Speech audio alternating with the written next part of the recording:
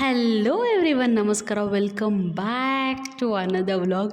ಇದು ಪಾರ್ಟ್ 3 ಇದೆ, final vlog. So ನಮ್ಮದು 3 days ಟ್ರಿಪ್ಪಲ್ಲಿ ಇದೇ ಲಾಸ್ಟ್ ವ್ಲಾಗ್, ಓಕೆನಾ. ಅಂದರೆ ಇದು ಫುಲ್ಲು ಬರೀ ಟೆಂಪಲ್ಸೇ ಇರುತ್ತೆ.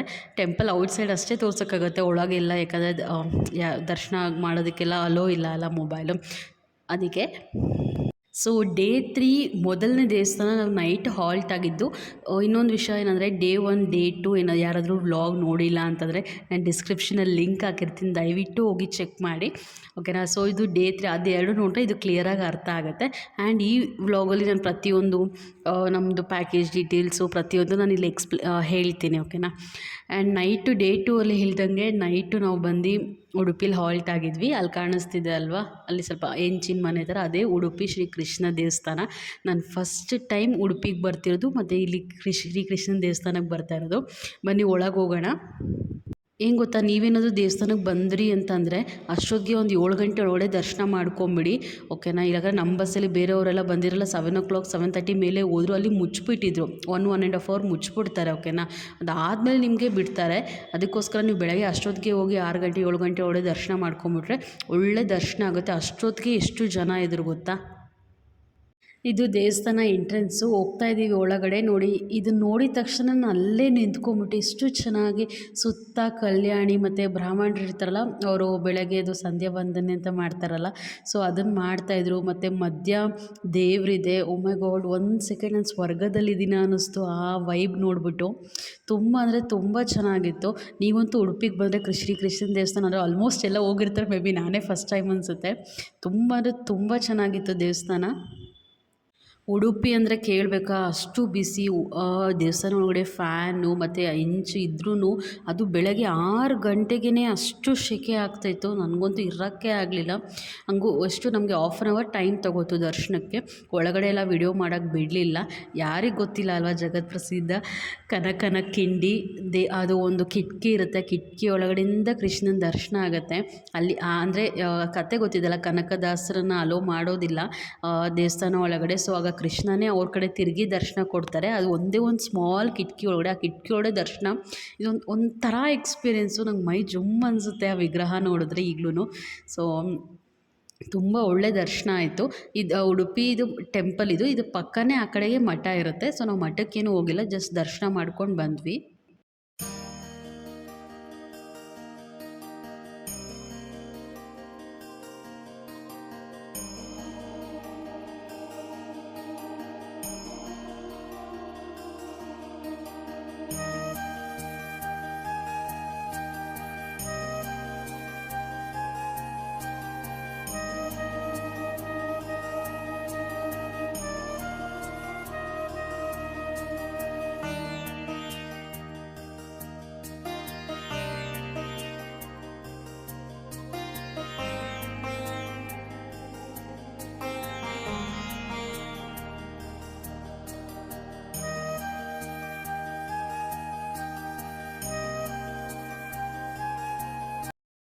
ಆ ದೇವಸ್ಥಾನ ಒಳಗಡೆ ಗೋವು ಇರುತ್ತೆ, ಅಂದರೆ ಹಸುದು ಸಗಣಿ ಗಂಜಲ ಸ್ಮೆಲ್ಲು, ಬೆಳಗ್ಗೆ ಜಾವ. ಓ ಮೈ ಗಾಡ್, ಸಖತ್ತಾಗಿತ್ತು ದೇವಸ್ಥಾನ. ಮತ್ತು ಅಲ್ಲಿ ಉಡುಪಿದು ಫೇಮಸ್ 8 ಲಡ್ಡು ಪ್ರಸಾದ ಕೊಡ್ತಾರೆ. ಅದು ಕೂಡ ನೀವು ಹೋದರೆ ಮಿಸ್ ಮಾಡಿಬಿಡಿ. 100 rupeesಗೆ 8 ಲಡ್ಡು ಕೊಡ್ತಾರೆ. ಇದೇ ಲಡ್ಡು ತುಂಬ ಚೆನ್ನಾಗಿರುತ್ತೆ. ನೆಕ್ಸ್ಟು ಉಡುಪಿಯಿಂದ ನಾವು ಬಂದಿದ್ದೆ ಕಟೀಲು ದುರ್ಗಾ ಪರಮೇಶ್ವರಿ. ಸೊ ಇವತ್ತೆಲ್ಲ ಏನೇನು ಟೆಂಪಲ್ಸ್ ಲಿಸ್ಟ್ ಇದೆ ಅಲ್ವಾ, ಸೊ ಅದೆಲ್ಲ ನಾನು ಆಲ್ಮೋಸ್ಟ್ ಫಸ್ಟ್ ಟೈಮ್ ಧರ್ಮಸ್ಥಳ ಒಂದು ಬಿಟ್ಟು. ಇದು ಕಟೀಲು ದುರ್ಗಾ ಪರಮೇಶ್ವರಿ ಕೂಡ ಫಸ್ಟ್ ಟೈಮ್ ಬರ್ತಾ ಇದ್ದೀನಿ. ಮೈ ಗಾಡ್. ಅಂದರೆ ಇನ್ನೊಂದೇನಂದರೆ ಈ ಮಂಗಳೂರು ಕಡೆ ದೇವಸ್ಥಾನದಲ್ಲೆಲ್ಲ ಕ್ಯೂವಲ್ಲಿ ನಿಂತಿರ್ತೀವಲ್ವ, ಸೊ ಅಲ್ಲೇ ದೇವ್ರದ್ದು ದರ್ಶನ ಆಗ್ತಿರೋದು ವಿಡಿಯೋ ಟಿ ವಿಲಿ ಡಿಸ್ಪ್ಲೇ ಮಾಡಿರ್ತಾರೆ. ಅದೊಂದು ಅಡ್ವಾಂಟೇಜು. ಎಲ್ಲ ತಳ್ತಾ ಇರ್ತಾರಲ್ವ ರಶಲ್ಲಿ, ಅಲ್ಲೋಗಿ ನೀಟಾಗಿ ದರ್ಶನ ಆಗೋದು, ಟಿ ವಿಲಿ ನೋಡ್ಕೊಂಡು ಚೆನ್ನಾಗಿ ದರ್ಶನ ಮಾಡ್ಕೋಬೋದು.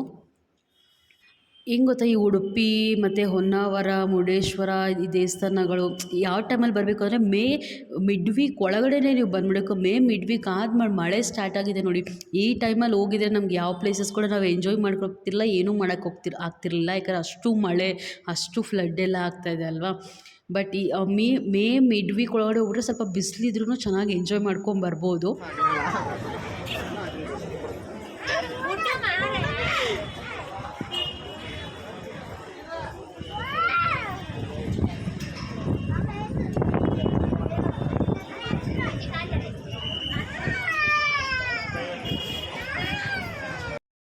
ನೋಡಿ ಇದೇ ನಾನು ಹೇಳಿದ್ದು ಎಷ್ಟು ಚೆನ್ನಾಗಿ ಆರತಿ ಮಾಡ್ತಿರೋದು, ಅರ್ಚನೆ ಮಾಡ್ತಿರೋದೆಲ್ಲ ಎಷ್ಟು ಚೆನ್ನಾಗಿ ಕಾಣಿಸ್ತಿದೆ ಅಲ್ವಾ.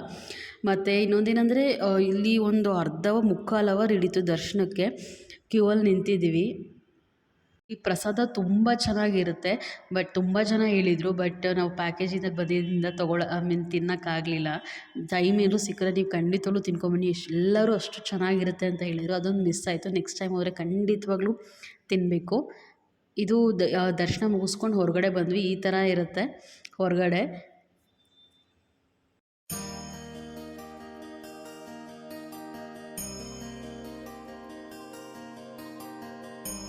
ನೆಕ್ಸ್ಟು ನಾವು ಕಟೀಲು ದುರ್ಗಾ ಪರಮೇಶ್ವರಿ ದೇವಸ್ಥಾನ ಮುಗಿಸ್ಕೊಂಡು ಬಂದಿದ್ದೆ ಶ್ರೀರಾಮ ಟೆಂಪಲ್ಲು. ಬನ್ನಿ ಒಳಗೆ ಹೋಗೋಣ. ಈ ದೇವಸ್ಥಾನ ಬಂದು ಧರ್ಮಸ್ಥಳಕ್ಕೆ ತುಂಬಾ ಹತ್ರ ಇದೆ, ಓಕೆನಾ. ಮತ್ತು ಈ ದೇವಸ್ಥಾನ ಒಳಗಡೆ ವ್ಲಾಗ್ ಮಾಡೋಕ್ಕೆ ಬಿಡಲ್ಲ ಯಾವ ದೇವಸ್ಥಾನದಲ್ಲೂ. ಸೊ ಈ ದೇವಸ್ಥಾನದಲ್ಲೂ ಬಿಡಲಿಲ್ಲ. ಏನಂದರೆ ಈ ದೇವಸ್ಥಾನದಲ್ಲಿ ನವಗ್ರಹದಿಂದ ಹಿಡಿದು ಮತ್ತು ನವರಾತ್ರಿಲಿ ನಾವು ಸರಸ್ವತಿ ದೇವಿ ಅಂತೆ 9 ದೇವಿಗಳು ಪೂಜೆ ಮಾಡ್ತೀವಿ. ಅದು ರಾಮ, ಆಂಜನೇಯ, ಗಣೇಶ ಪ್ರತಿಯೊಂದು ದೇವರಿದೆ.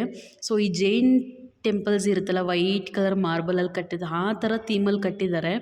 ತುಂಬ ಅಂದರೆ ತುಂಬ ಚೆನ್ನಾಗಿದೆ. ಮನಸ್ಸು ಒಂಥರ ಪ್ರಶಾಂತವಾಗಿ ಆಗಿಬಿಟ್ಟಿರುತ್ತೆ. ಆ ಥರ ಒಂದು ವೈಬ್ ಕೊಡುತ್ತೆ. ನೀವೇನಾದರೂ ಧರ್ಮಸ್ಥಳ ಕಡೆ ಬಂದರೆ ಈ ಕಡೆ ಈ ಟೆಂಪಲ್ ಕೂಡ ವಿಸಿಟ್ ಮಾಡಿ, ತುಂಬ ಚೆನ್ನಾಗಿದೆ. ನಾನು ಫಸ್ಟ್ ಟೈಮ್ ಹೋಗಿದ್ದು. ಫುಲ್ ಅಲ್ಲಿರೋ ದೇವರೆಲ್ಲ ವೈಟ್ ಕಲರೇ ಇದೆ. ಆ್ಯಂಡ್ ಒಳಗಡೆನೂ ಅಷ್ಟೇ ಯಾವುದೋ ಈ ದೊಡ್ಡ ಪ್ಯಾಲೇಸ್ ಮತ್ತು ಈ ಸ್ವರ್ಗ ರಾಜರೆಲ್ಲ ಇರ್ತಾರಲ್ಲ, ಸೊ ಅಲ್ಲಿಗೆ ಹೋದರೆ ಮತ್ತು ಒಂಥರ ಸ್ವರ್ಗದಲ್ಲಿ ಹೋಗಿ ಬಂದಿರೋ ಥರನೇ ಇತ್ತು. ಅದು ಎಕ್ಸ್ಪ್ಲೇನ್ ಮಾಡೋಕ್ಕಾಗಲ್ಲ. ಮತ್ತು ಹೊರಗಡೆನೂ ಅಷ್ಟೇ ತುಂಬ ಚೆನ್ನಾಗಿದೆ ನೋಡಿ ವ್ಯೂ ಟೆಂಪಲ್ದು.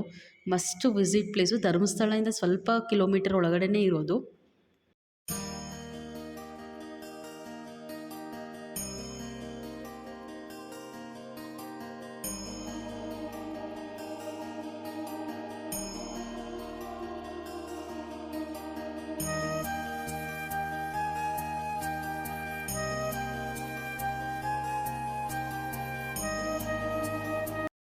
ನೆಕ್ಸ್ಟ್ ಅಲ್ಲಿಂದ ನಾವು ಬಂದಿದ್ದು ನೇತ್ರಾವತಿ ನದಿಗೆ.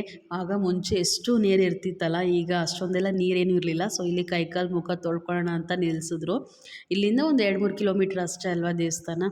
ಎಷ್ಟೊಂದು ಜನ ಇದ್ದಾರೆ ನೋಡ್ಬೋದು. ಅದು ಬೇಸಿಗೆ ಕಾಲ ಅಲ್ವಾ, ಎಲ್ಲ ಮಕ್ಕಳಿಗೆ ರಜಾ ಇರುತ್ತೆ, ಎಲ್ಲರೂ ಬಂದಿರ್ತಾರೆ. ಅಲ್ಲಿ ಕೈಕಾಲು ಮುಖ ತೊಳ್ಕೊಂಡು ನೆಕ್ಸ್ಟ್ ನಾವು ದರ್ಶನಕ್ಕೆ ಹೋದ್ವಿ. ನಾವು ಹೋಗಿದ್ದು ಆಲ್ಮೋಸ್ಟ್ ಒಂದು 6 ಗಂಟೆ ಆಗಿತ್ತು ಸಂಜೆ. ದರ್ಶನ ಎಷ್ಟೊತ್ತಾಗುತ್ತೆ ನೋಡೋಣ ಬನ್ನಿ. ಆಬ್ವಿಯಸ್ಲಿ ನೋಡಿ ಒಳಗಡೆ ಆಫ್ ಸ್ಲೀವ್ಸ್ ಆಗಲಿ ಮತ್ತು ಸ್ಕರ್ಟ್ಸು ಶಾರ್ಟ್ಸು ಹುಡುಗರದು ಅದೆಲ್ಲ ಏನೂ ಅಲೋ ಇಲ್ಲ. ನಾರ್ಮಲ್ ಚೂಡಿದಾರ್ ಹಾಕ್ಕೊಬಂದರೆ ನಡೆಯುತ್ತೆ. ವೇಲು ಒಬ್ಬೊಬ್ರಿಗೆ ಹಾಕ್ಕೊಂಬಂದಿರಲಿಲ್ಲ. ವೇಲ್ ಹಾಕ್ಕೊಳ್ದಿದ್ರು ನಡೆಯುತ್ತೆ, ಬಟ್ ಡೀಸೆಂಟಾಗಿರಬೇಕು ಡ್ರೆಸ್ ಅಷ್ಟೇ. ಧರ್ಮಸ್ಥಳ ಒಳಗಡೆ ಹೋಗೋಣ ಈಗ.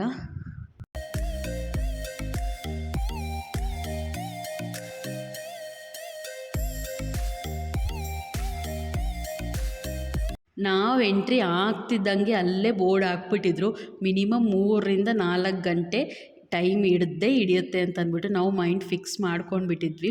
ಬಟ್ ಬೈ ಗಾಡ್ಸ್ ಗ್ರೇಸ್ 1 ಅವರಲ್ಲಿ ನಮ್ಗೆ ದರ್ಶನ ಆಯಿತು, ಓಕೆನಾ. ಇವನ್ ನಾನು ತಿರುಪತಿ ಕೂಡ ನಾನು ಲಾಸ್ಟ್ ಒಂದು ವ್ಲಾಗ್ ಮಾಡಿದ್ದೆ. ಅಲ್ಲಿ ಕೂಡ ತುಂಬ ಜನ ಅಂತಿರು 4-5-6 ಅವರ್ಸ್ ಆಗುತ್ತೆ ಅಂತ. ಬಟ್ ದೇವರು ನಮ್ಮ ಕಡೆ ಇದ್ದಾನೆ. 1 ಅವರ್ಗೆ ಪ್ರತಿ ಸರಿ ಎಲ್ಲೇ ಹೋದ್ರು, ಎಷ್ಟೇ ದೊಡ್ಡ ದೇವಸ್ಥಾನಕ್ಕೆ ಹೋದ್ರು ಆಲ್ಮೋಸ್ಟ್ 1 ಅವರಲ್ಲಿ ನಮ್ಗೆ ದರ್ಶನ ಆಗಿಬಿಡತ್ತೆ. ಅದೊಂದು ದೊಡ್ಡ ಖುಷಿ. ಸೊ ತುಂಬ ಚೆನ್ನಾಗಿ ಮಾಡಿದ್ದಾರೆ ವೆಯ್ಟಿಂಗ್ ಹಾಲು ಧರ್ಮಸ್ಥಳದಲ್ಲಿ. ಮುಂಚೆಲ್ಲ ಈ ಥರ ಇರಲಿಲ್ಲ. ತಿರುಪತಿಲಿದೆ ಗೊತ್ತಾ, ಈ ಥರ ದೊಡ್ಡ ದೊಡ್ಡ ಹಾಲು ಚೇರ್ಸ್ ಹಾಕಿರ್ತಾರೆ. ತಿರುಪತಿಗಿಂತ ನಮ್ಮ ಧರ್ಮಸ್ಥಳದಲ್ಲಿ ತುಂಬ ಬೆಟರ್ ಇದೆ. AC ವೆಯ್ಟಿಂಗ್ ಹಾಲು ಮತ್ತು ನೀರು ಕುಡಿಯೋದಕ್ಕೆ ಫ್ಯಾನು, TV ಎಲ್ಲ ಚೆನ್ನಾಗಿ ಮಾಡಿದ್ದಾರೆ. ಅದೊಂದು ನೋಡಿ ತುಂಬ ಖುಷಿ ಆಯಿತು. ನೆಕ್ಸ್ಟ್ ಈಗ ಕ್ಯೂ ಅಲ್ಲಿ ನಿಂತಿದ್ದೀವಿ. ಇದಾದಮೇಲೆ ಇನ್ನು ಸ್ವಲ್ಪ ಹೊತ್ತಿಗೆ ಬ್ಲಾಕ್ ಮಾಡಿಬಿಡ್ತಾರೆ, ಮೊಬೈಲ್ಸ್ ಎಲ್ಲ ಅಲೋ ಇಲ್ಲ. ನಾವು 6 ಗಂಟೆಗೆ ಒಳಗೆ ಹೋಗಿದ್ದಕ್ಕೆ 7 o'clockಗೆಲ್ಲ ಹೊರಗಡೆ ಬಂದುಬಿಟ್ವಿ, ಓಕೆನಾ. ನೆಕ್ಸ್ಟು ಧರ್ಮಸ್ಥಳ ಪ್ರಸಾದ. ಏನೇ ಮಿಸ್ ಮಾಡಿದ್ರು ಧರ್ಮಸ್ಥಳಕ್ಕೆ ಹೋದರೆ ಯಾರೂ ಧರ್ಮಸ್ಥಳ ಪ್ರಸಾದ ಮಿಸ್ ಮಾಡಲ್ಲ. ಮೈ ಗಾಡ್ ತುಂಬ ಚೆನ್ನಾಗಿತ್ತು. ಪಾಯಸ ಮತ್ತು ಅದೇನು ಕೂಟ್ ಥರ ಒಂದು ಸ್ವಲ್ಪ ಹಾಕಿದ್ರು, ಮತ್ತು ಅನ್ನ ಮತ್ತು ಸಾಂಬಾರು, ಮಜ್ಜಿಗೆ ತುಂಬ ಅಂದರೆ ತುಂಬ ಹೊಟ್ಟೆ ತೃಪ್ತಿ ಆಗುವಷ್ಟು ತಿಂದ್ವಿ. ನೆಕ್ಸ್ಟು ನಮ್ಮ ಪ್ಯಾಕೇಜ್ ಡೀಟೇಲ್ಸ್, ಯಾಕಂದರೆ ಆಲ್ರೆಡಿ ತುಂಬ ಲೇಟಾಗಿ ಹೋಗಿದೆ. ಸೊ ನಾನು ಪ್ರತಿಯೊಂದು ನೀಟಾಗಿ ಎಕ್ಸ್ಪ್ಲೇನ್ ಮಾಡಿಬಿಡ್ತೀನಿ ಈ ವ್ಲಾಗಲ್ಲಿ. ನಮ್ಮ ಪ್ಯಾಕೇಜ್ ಕಾಸ್ಟ್ ಬಂದು 3300 ರೂಪೀಸು ಪರ್ ಪರ್ಸನು. ಓಕೆನಾ. ಸೊ ಇದರಲ್ಲಿ ಫುಡ್ಡು, ಬೆಡ್ಡು ಮತ್ತು ಟ್ರಾವೆಲ್ದು ಎಲ್ಲ ಅವ್ರದ್ದೇ ಇರುತ್ತೆ. ಆ್ಯಂಡ್ 16 ಪ್ಲೇಸಸ್ ಕವರ್ ಆಗುತ್ತೆ ಅಂತ ಹೇಳಿದರು, ಬಟ್ 14 ಪ್ಲೇಸಸ್ ಅಷ್ಟೇ. ಅದು ಒಂದು ಅಪ್ಸರಕೊಂಡ ಫಾಲ್ಸ್ ಇದೆ, ಅಲ್ಲಿ ಬಸ್ಸಲ್ಲೆಲ್ಲ ಓಡಾಡೋಕ್ಕಾಗಲ್ಲ ಅಂತ ಅಂದ್ಬಿಟ್ಟು ಅದಕ್ಕೆ ಕರ್ಕೊಂಡು ಹೋಗಲಿಲ್ಲ. ಆ್ಯಂಡ್ ಸೌತಡ್ಕ ದೇವಸ್ಥಾನ, ಸೌತಡ್ಕ ಗಣೇಶ ಟೆಂಪಲ್ ಇದೆಯಲ್ಲ, ಅಂದರೆ ಧರ್ಮಸ್ಥಳ ಆದಮೇಲೆ ಅದಿದ್ದು, ಸೊ ಧರ್ಮಸ್ಥಳದಲ್ಲೇ ತುಂಬ ಲೇಟ್ ಆಗೋಯಿತು, ಅದಕ್ಕೋಸ್ಕರ ಹೋಗೋಕ್ಕಾಗಲಿಲ್ಲ, ಬೇಗ ಮುಚ್ಚಿಬಿಟ್ಟಿದೆ ಸೌತಡ್ಕ ದೇವಸ್ಥಾನ. ಅದೆರಡೂ ಕ್ಯಾನ್ಸಲ್ ಆಯಿತು. So 14 places. And it was worth ಅಂತಂದರೆ ಕಂಪ್ಲೀಟ್ಲಿ ವರ್ತು. ನಾನು ಫುಡ್ಡು, ಬೆಡ್ ಬಗ್ಗೆ ಮಾತಾಡಲ್ಲ, ಯಾಕಂದರೆ ಬೇಡ, ಓಕೆನಾ. ಸೊ ಬಟ್ ಪ್ಲೇಸಸ್ಸು ಮತ್ತು ಬಸ್ದು ಅದು ಎಲ್ಲ ತುಂಬ ಇಟ್ ವಾಸ್ ಟಾಪ್ ನಾಚ್. ನಾನಂತೂ ತುಂಬ ಎಂಜಾಯ್ ಮಾಡಿದೆ. ಬಟ್ ಈ ಹೊನ್ನಾವರ ಬೋಟಿಂಗು ಮತ್ತು ನಾವು ಪ್ಯಾರಾಸೈಲಿಂಗು ಆ ಥರ ಏನಾದರೂ ಎಕ್ಸ್ಟ್ರಾ ನಾವು ಆಟ ಆಡ್ತೀವಿ ಅಂದರೆ ನಮ್ದು ಎಕ್ಸ್ಟ್ರಾ ಕಾಸ್ಟ್ ಇರುತ್ತೆ. ಅದು ಬಿಟ್ಟರೆ ಬೇರೆ ಏನೂ ಇರೋದಿಲ್ಲ, ಓಕೆನಾ. ಸೊ ಫುಡ್ಡು ಬೇಡ ಅಂದರೆ ನಾನು ತುಂಬ ಕೆಟ್ಟದಾಗಿತ್ತು, ತುಂಬ ಆ ಥರ ನಾನು ಹೇಳ್ತಿಲ್ಲ. ಇಟ್ ವಾಸ್ ಓಕೆನಾ. ಅದಕ್ಕೆ ನಾನು ಅದ್ರ ಬಗ್ಗೆ ನಾನು ಇದು ಏನೂ ಮಾಡಿಲ್ಲ. ಬಟ್ ನೀವು ಏನು ಪಲ್ಲವಿ ಹಾಲಿಡೇಸ್ಗೆ ಹೋಗ್ತಿದ್ರೆ ಅಫ್ಕೋರ್ಸ್ ಕಣ್ಣು ಮುಚ್ಕೊಂಡು ಹೋಗ್ಬೋದು. Will be enjoying A lot, ಮತ್ತು ವರ್ತ್ ಇರುತ್ತೆ. ಪ್ಲೇಸಸ್ ಕೂಡ ಅಷ್ಟೇ. ಈಗ ನೋಡಿ, ನಾವೇ ಸಪ್ರೇಟಾಗಿ ಹೋದ್ರೂ ನಾವು ಎಷ್ಟು ಒಂದು 10,000 15,000 ರೂಪಾಯಿ ಕೈಯಲ್ಲಿ ಇಟ್ಕೊಂಡು ಹೋಗಲೇಬೇಕು. ಕಾರಲ್ಲಿ ಹೋಗ್ತೀವಿ, ಬಸ್ಸಲ್ಲಿ ಹೋಗ್ತೀವಿ, ಟ್ರೈನಲ್ಲಿ ಹೋಗ್ತೀವಿ ಅಂತಂದ್ರೂ. ಬಟ್ ಇದು ಪ್ಯಾಕೇಜಲ್ಲಿ ಹೋದರೆ ಇದೊಂದು ಅಡ್ವಾಂಟೇಜ್ ಇರುತ್ತೆ, ಬಜೆಟ್ ಫ್ರೆಂಡ್ಲಿ ಇರುತ್ತೆ. ಬಟ್ ಏನೋ ಸ್ವಲ್ಪ ಟೈಮ್ ಸಿಗೋಲ್ಲ, ಓಕೆನಾ. ಯಾವ ಟೈಮ್ ಲಿಮಿಟ್ 1 hour 2 hour ಅಂತ ಟೈಮ್ ಲಿಮಿಟ್ ಕೊಟ್ಟಿರ್ತಾರೆ. ಸೊ ಅದರೊಳಗಡೆ ನಾವು ಬರಬೇಕಾಗತ್ತೆ ಅಷ್ಟೇ. So this is the final vlog of the trip. Hope you guys enjoyed. So video ಇಷ್ಟ ಆಗಿದ್ರೆ please like, share, comment and subscribe. Thank you for watching.